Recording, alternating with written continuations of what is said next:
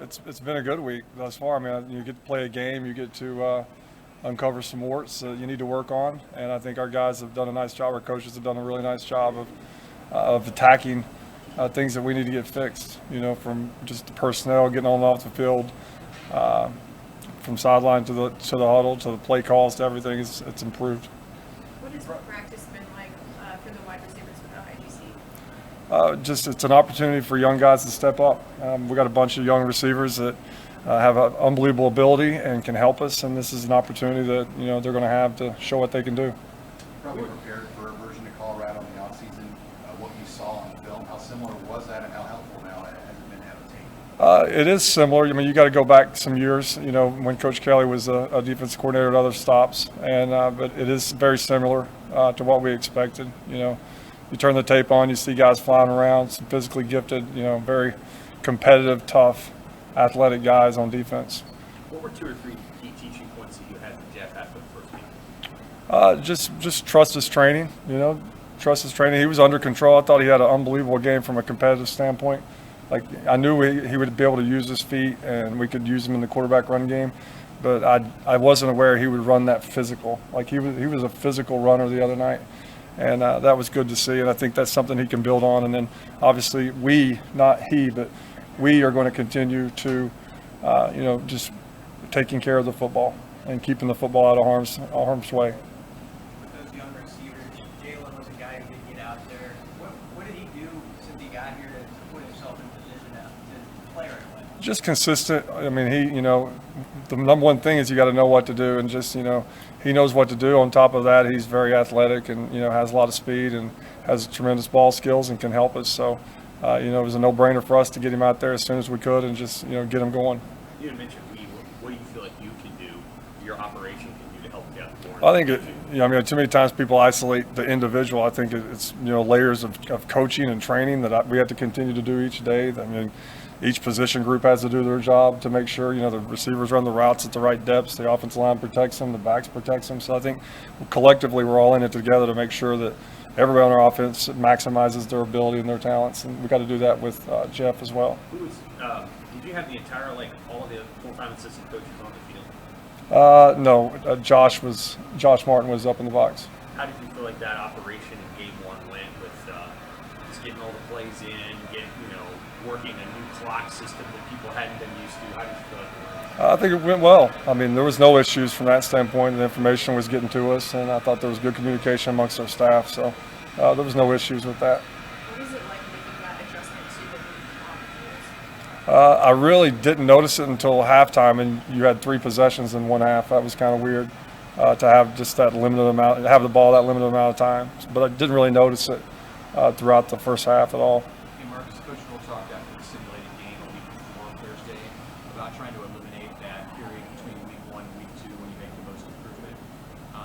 Taking that into account, some of the situational stuff at the end of both halves, how do you feel like having been through that now can help you go on the road again? It's amazing, and Coach is amazing at situational football. I mean, he's so smart, and just the things that he puts us in, the situations he puts us in practice. Like, we didn't see anything the other night that we hadn't done multiple times.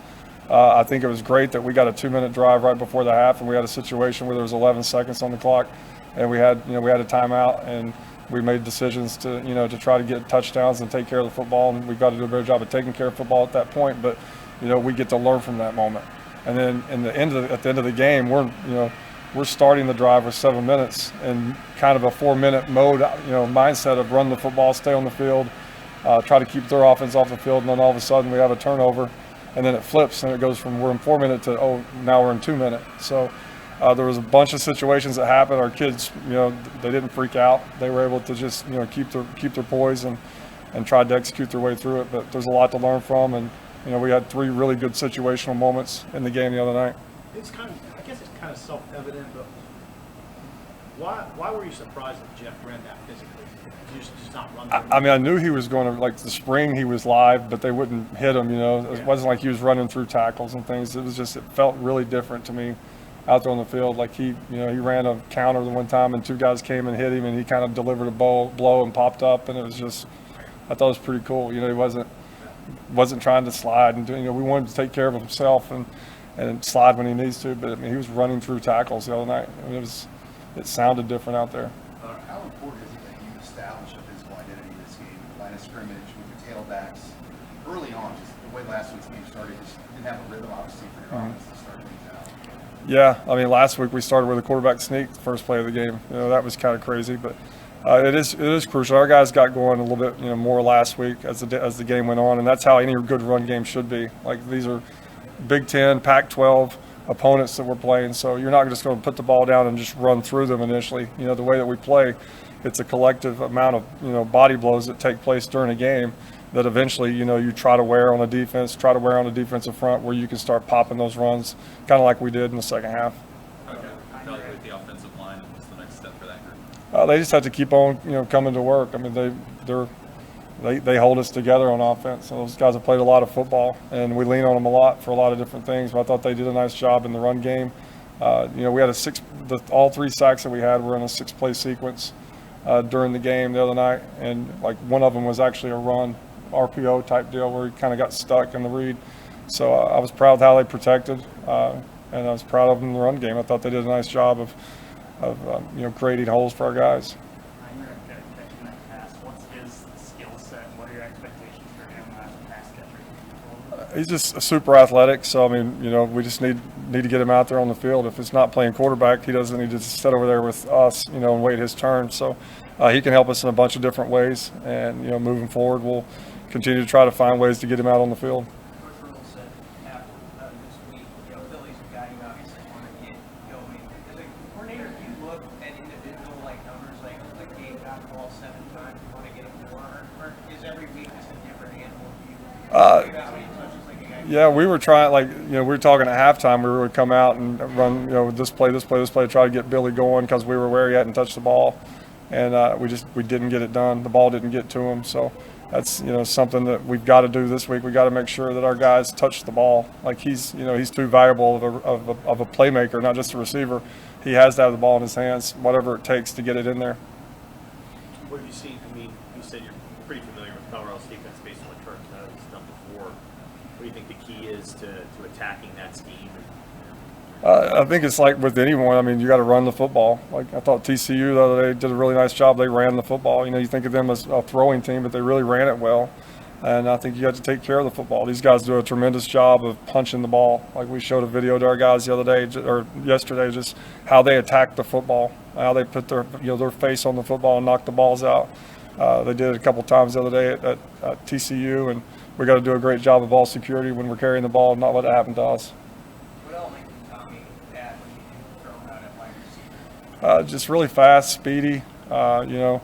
Hopefully we can continue to let his role grow, gradually through the season. But I think he gives us an athletic component, speed component that gives us an added boost right now. Anything else, guys? How's Anthony Grant looking? He's looking good. He's looking good. Nobody wants to turn the ball over or fumble the ball. And I mean, it's not affected how he works. It's not affected how he approaches his day. So we trust all of our guys, and he'll have an opportunity moving forward at some point this year to vindicate himself. What are you expecting for the atmosphere? Just the crowd, the stage, being on the road 2 weeks in a row, how prepared can we be at least for some noise? Well, I think last week was a lot. I didn't know it was going to be that loud. That was a pretty hostile environment, and every one of our possessions started, it seemed like, down there in the student section, so it got pretty loud. So I think that's going to help us, as we go into this adventure. That it's not going to shock our guys. We've been in that situation before. It's not in the indoor with music playing or fake crowd noise. We had real crowd noise, so I think that'll help us. But I think it'll be a cool environment. A lot of energy. It's what you do this game. It's why you play this game. It's why you coach this game and work like we do, just to have opportunities to do things like this. Gabe had inherent area. Is there going to be emphasis maybe, and you talk about running the ball, just getting him the ball a little bit more? Yeah, and getting them in flow. Any ball carrier, like if he's rolling, and you want to keep feeding him the rock and let him get in the rhythm. All good. Awesome. Thank you, guys.